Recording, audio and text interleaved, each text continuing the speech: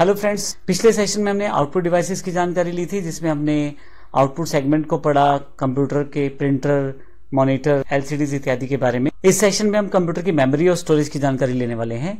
जब भी आप किसी निर्देश को देते हैं, सूचना स्टोर करते हैं या आप रिजल्ट्स को स्टोर करना कहीं रखना चाहते हैं कंप्यूटर में, तो उसके लिए कुछ स्पेस चाहिए होता है। उस स्पेस को हम कंप्यूटर की मेमोरी कहते हैं। कंप्यूटर की मेमोरी में जो डेटा स्टोर किया जाता है वो बाइनरी डिजिट्स यानी कि 0 और 1 के रूप में स्टोर किया जाता है। पूरी की पूरी कंप्यूटर की जो मेमोरी सेगमेंट है वो 2 पार्ट्स में बटा हुआ है। प्राइमरी मेमोरी, जिसको इंटरनल मेमोरी भी कहा जाता है, और सेकेंडरी मेमोरी, जिसको एक्सटर्नल मेमोरी भी कहा जाता है। अगर मैं प्राइमरी मेमोरी की बात करूं तो रैम और रोम जो है वो प्राइमरी मेमोरी के पार्ट हैं, और अगर मैं सेकेंडरी मेमोरी की बात करूं तो floppy disk, hard disk, CD, DVD, pen drive, ये सब जो है ये सेकेंडरी मेमोरी के पार्ट हैं। कंप्यूटर की मेमोरी से जुड़े हुए सभी सेगमेंट, चाहे वो प्राइमरी मेमोरी रैम रोम की बात करें या सेकेंडरी मेमोरी जैसे floppy disk, hard disk, CD, DVD या पेन ड्राइव या कार्ड रीडर, इन सब की बात हम इस पूरे सेशन में करने वाले हैं। सबसे पहले बात करते हैं प्राइमरी मेमोरी यानी कि इंटरनल मेमोरी की। इंटरनल मेमोरी वो मेमोरी होती है जहां पे आपका डेटा, इंफॉर्मेशन या प्रोग्राम प्रोसेस के समय प्रेजेंट रहते हैं, अर्थात जब तक सीपीयू उन पे कार्य कर रहा होता है, प्रोसेस कर रहा होता है, तब तक वो प्राइमरी मेमोरी के अंदर रहते हैं। इसे इसीलिए टेम्परेरी मेमोरी भी कहा जाता है, क्योंकि जैसे ही आपका जो आउटपुट फाइनलाइज हो जाएगा तो उसको कहीं और स्टोर कर दिया जाता है। एक्चुअल में वो सेकेंडरी मेमोरी पे स्टोर किया जाता है, लेकिन सेकेंडरी मेमोरी पे जाने से पहले पहले जो भी कार्य किया जाता है वो प्राइमरी मेमोरी पे किया जाता है। इसमें आप डेटा को परमानेंटली स्टोर नहीं कर पाते, क्योंकि प्राइमरी मेमोरी जो रहती है वो एक तरह से टेम्परेरी मेमोरी ही होती है। इसे मेन मेमोरी भी कहा जाता है। यहां जरूर ध्यान रखिएगा कि टेम्परेरी मेमोरी, मेन मेमोरी, ये सब एक्चुअल में प्राइमरी मेमोरी के ही नाम है, और कई बार इसे अलग अलग तरह से क्वेश्चन को घुमा के पूछा जाता है, तो आपको ध्यान रखना पड़ेगा इन सभी क्वेश्चंस के आंसर्स का। यह जो मेमोरी रहती है प्राइमरी, ये 2 तरह की है। एक है रैम, रैंडम एक्सेस मेमोरी, और एक है रोम, रीड ओनली मेमोरी। अगर मैं कंप्यूटर मेमोरी में सबसे पहले अगर रैम की बात करूं तो इसका मुख्य काम जो है टेम्परेरी प्रोसेस के लिए जगह देना है कंप्यूटर को। कंप्यूटर को जब भी कोई कार्य करना है तो उसको उन कैलकुलेशंस करने के लिए या उस डेटा को स्टोर करने के लिए एक जगह चाहिए। जब तक वह कार्य समाप्त नहीं होता वो सारा कार्य उस पर्टिकुलर जगह पे चलता रहता है। वह जगह असल में टेम्परेरी मेमोरी होती है, जिसको हम रैम कहते हैं।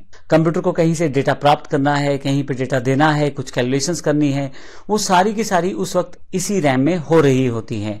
मान लीजिए आपने ड्राइंग करना शुरू किया, तो जब तक आप ड्रॉ कर रहे हैं, चीजें फाइनलाइज कर रहे हैं, रंग भर रहे हैं, वो सारा का सारा कार्य रैम में हो रहा है। जब तक आप फाइल सेव नहीं करते, फाइल सेव करने से पहले पहले सारा कार्य जो रैम में हो रहा है।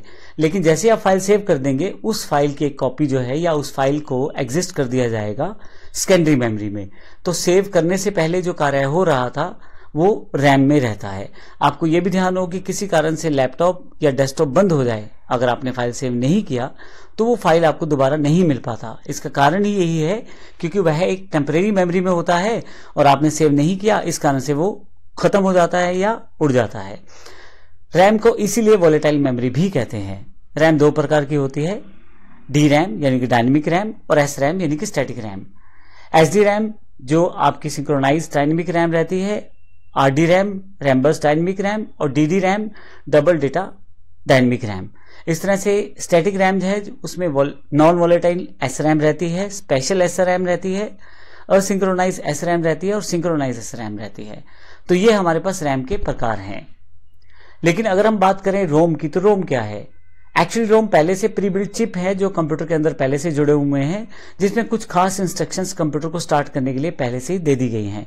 इसमें अलग से कोई मेमोरी अवेलेबल नहीं होती है, अलग से कोई कार्य नहीं होता। इसमें जो पहले से फीड कर दिया जाता है उसी इंस्ट्रक्शंस को कंप्यूटर फॉलो करता है। जब आपका कंप्यूटर स्टार्ट हो रहा होता है तो वह काफी सारे रिसोर्सेज चेक करता है, क्या कीबोर्ड कनेक्टेड है, क्या माउस कनेक्टेड है। इन सब चीजों के लिए वो रोम की मेमोरी का इस्तेमाल करता है, वहां पे दी गई इंस्ट्रक्शंस को इस्तेमाल करता है। इसीलिए इसे नॉन वॉलेटाइल मेमोरी भी कहते हैं। ये जो रोम के अंदर इंस्ट्रक्शन सेव रहती हैं, ये परमानेंट स्टोर रहती हैं। इसको आप ना हटा पाते हैं ना चेंज कर पाते हैं, और केवल कंप्यूटर वहां से रीड कर सकता है, वहां राइट नहीं कर सकता। तो जो इंस्ट्रक्शंस हैं उनको सिर्फ कंप्यूटर फॉलो करता है जो रोम में पड़ी रहती हैं। ज्यादातर ये जो रोम चिप्स होती है ये मैन्युफैक्चरर, जो कंप्यूटर मैन्युफैक्चरर होते हैं, उनके द्वारा ही पहले से एम्बेड करके दी जाती हैं, और इनके अंदर पहले से ही प्री लोडेड इंस्ट्रक्शंस रहती हैं। यहाँ पे अगर मैं रोम के प्रकार की बात करूं तो programmable read only memory, erasable programmable read only memory, और electronically erasable programmable read only memory, PROM, EPROM और ई-एप्रोम, ये प्रकार हैं जो हमारे पास रोम के अवेलेबल हैं। अगर हम सेकेंडरी मेमोरी की बात करें तो जब तक आप कंप्यूटर पे ड्राइंग कर रहे थे और आपने फाइल को सेव नहीं किया था, तब तक तो वह सारा कार्य रैम में हो रहा था।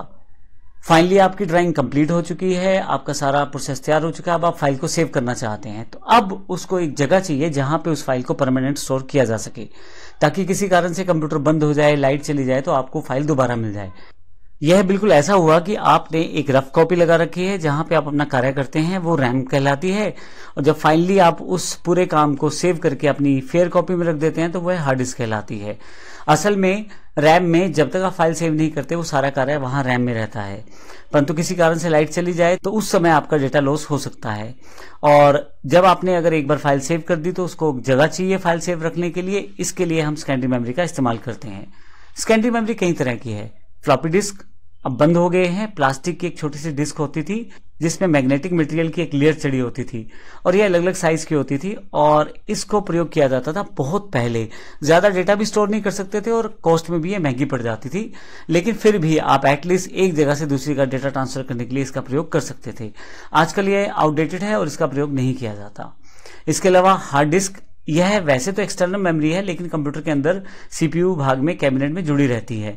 इसमें ही मुख्यतः सारा डेटा स्टोर करके रखा जाता है। हार्ड डिस्क मैग्नेटिक डिस्क से मिलकर बनी होती है और डिस्क के अंदर प्लेटर होता है। उसी प्लेटर में ट्रैक और सेक्टर्स होते हैं। एक सेक्टर में 512 बाइट का डेटा स्टोर होता है। तो एक तरह से ये सभी सेक्टर्स, ट्रैक, प्लेटर सब मिलकर एक हार्ड डिस्क फॉर्म करते हैं जिसमें आप अपनी फाइल को सेव करके रख सकते हैं। परंतु किसी कारण से आपको फाइल किसी दूसरे व्यक्ति को देनी है तो बजाय हार्ड डिस्क देने के आप उसको सीडी या डीवीडी में ट्रांसफर कर दें। तो सीडी की जो कैपेसिटी रहती है वो 700 MB। फिर से यह है एक तरह से सेकेंडरी स्टोरेज है, इसमें आप अपनी फाइल राइट कर सकते हैं और सीडी को किसी को दे सकते हैं। तो असल में आपने किया यह है कि जो आपके पास हार्ड डिस्क में आपकी फाइल सेव थी उसको उठा के आपने सीडी में कॉपी पेस्ट किया और वो सीडी किसी व्यक्ति को दे दी। तो इस तरह से आप उस फाइल को उसे दे सकते हैं। ज्यादातर सीडीज में आप जब एक बार सीडी राइट कर लेते हैं तो दोबारा उसको रीराइट नहीं कर सकते। कुछ स्पेसिफिक सीडीज आती हैं रीराइटेबल सीडीज, लेकिन अब आजकल क्योंकि पेन ड्राइव का दौर है, मेमोरी कार्ड का दौर है, तो इसका प्रयोग बहुत कम हो चुका है। सीडी के अंदर यानी कि कॉम्पैक्ट डिस्क के अंदर 700 MB का डेटा स्टोर किया जाता है। सीडी का एक सुधरा हुआ रूप या एक बेहतर रूप है डीवीडी। इसमें डेटा बहुत ज्यादा जाता है, 4.7 GB से लेकर 17 GB तक डेटा स्टोर कर सकते हैं और इसमें अलग अलग साइज की डीवीडीज अवेलेबल रहती हैं। इसमें सीडी और डीवीडी दोनों में एक कॉमन इश्यू रहता है स्क्रैच का। अगर आपकी सीडी डीवीडी पे स्क्रैच आ गया तो फिर वहां से डेटा को रीड करना या राइट करना बड़ा टिपिकल है। दूसरा प्रॉब्लम ये रहता है अगर आपने डीवीडी या सीडी को एक बार राइट कर दिया है तो आप दोबारा उस पर डेटा नहीं डाल सकते। वो सीडी डीवीडी वंस राइट वाला फंक्शन रहता है, एक बार आपने राइट कर दिया तो बस उतना ही डेटा उसमें रहेगा। लेकिन आज की जो रिक्वायरमेंट है उसके अकॉर्डिंग चीजें बदल चुकी हैं। ना अब इस वक्त सीडी का ज्यादा प्रयोग होता है ना डीवीडी का। इस समय पेन ड्राइव और मेमोरी कार्ड का युग है तो इनको यूज किया जाता है। पेन ड्राइव और मेमोरी कार्ड आपको पता होगा क्योंकि पेन ड्राइव जो हम कंप्यूटर की डिवाइस के साथ लगाते हैं और मेमोरी कार्ड मुख्यतः मोबाइल्स के साथ प्रयोग किए जाते हैं। हालांकि वो कार्ड रीडर के साथ आप उनको कंप्यूटर के साथ भी एज अ पेन ड्राइव भी यूज कर सकते हैं। पेन ड्राइव एक पोर्टेबल डिवाइस है। इसको हम यूएसबी डिवाइस या ड्राइव के नाम से भी जानते हैं। प्लग एंड प्ले डिवाइस है। इसमें आपको केवल कंप्यूटर के साथ लगाना है और आपका डेटा आपके पास दिखाई देना शुरू हो जाएगा। और इसकी सबसे अच्छी बात है आप जितनी बार चाहे डेटा रीड करें, जितनी बार चाहे डेटा राइट करें। पुराने डेटा को उठा के आप नया डाल दें, जितना कैपेसिटी खाली है उतना डेटा आप उसमें डाल सकते हैं। पेन ड्राइव अलग अलग साइजेज में अवेलेबल होती है, जैसे 2 GB, 4 GB, 8 GB, 16 GB। 2 की मल्टीपल पावर में बढ़ती जाती है, 32 GB, 64 GB और 128 GB।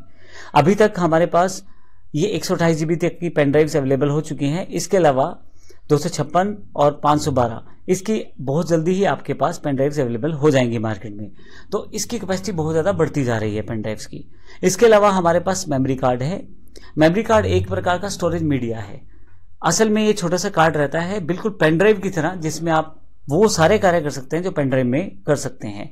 लेकिन मुख्यतः इसका जो प्रयोग किया जाता है वो digital cameras, digital cam recorders, mobiles, MP3 players इत्यादि में डेटा रखने के लिए किया जाता है। आप मुख्यतः करते क्या है, मेमोरी कार्ड में अपने टॉपिक्स, वीडियोस, ऑडियोज को भर लेंगे और आप अपने मोबाइल में उसे देख सकते हैं। ये मुख्य कार्य रहता है मेमोरी कार्ड का। लेकिन मेमोरी कार्ड को कार्ड रीडर के साथ इस्तेमाल किया जाए तो पेन ड्राइव की तरह भी इस्तेमाल किया जा सकता है। तो इस पूरे सेक्शन में हमने देखा कि हमारे पास मेमोरीज कितने प्रकार की हैं, किस किस तरह से हम उसे प्रयोग कर सकते हैं।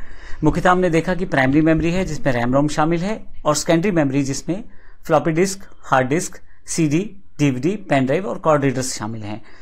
अगले सेक्शन में हम बात करने वाले हैं दो इंपॉर्टेंट कॉन्सेप्ट, वर्चुअल मेमोरी और कैश मेमोरी की। धन्यवाद।